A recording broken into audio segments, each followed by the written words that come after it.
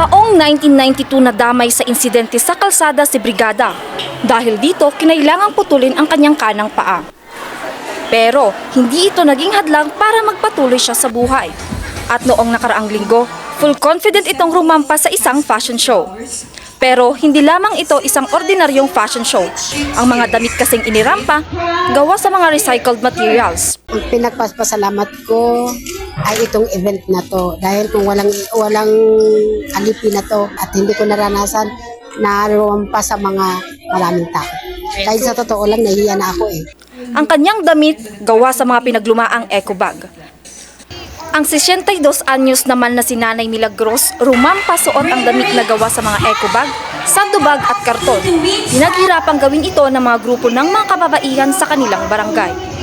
Nag-inspire sa akin yung mga women's, saka yung mga anak ko. Gusto kong ipakita na kahit senior na ako, kaya ko pa rin.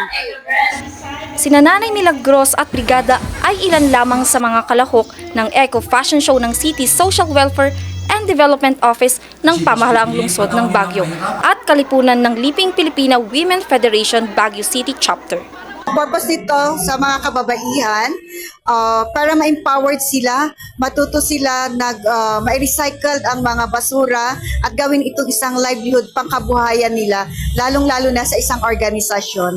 Ang pagsali sa isang activities tulad nito, eco-fashion, lalo silang nai-empowered.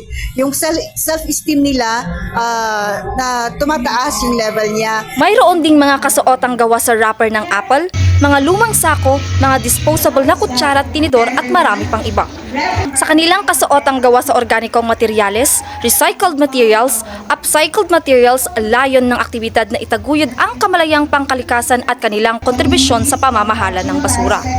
The integral role of women in waste management is something that has to be appreciated. Tinanghal na kampiyon sa kompetisyon ang pambatong kasuotan ng Barangay San Luis. Kanilang naging pambato ang kasuotang gawa sa balahibo at dayami. Ang nasabing fashion show ay parte ng pagdiriwang ng Women's Month Celebration ng lungsod. Tema ngayong taon ay babae sa lahat ng sektor, aangat ang bukas sa bagong Pilipinas. Yvonne May Peralta, RNG News.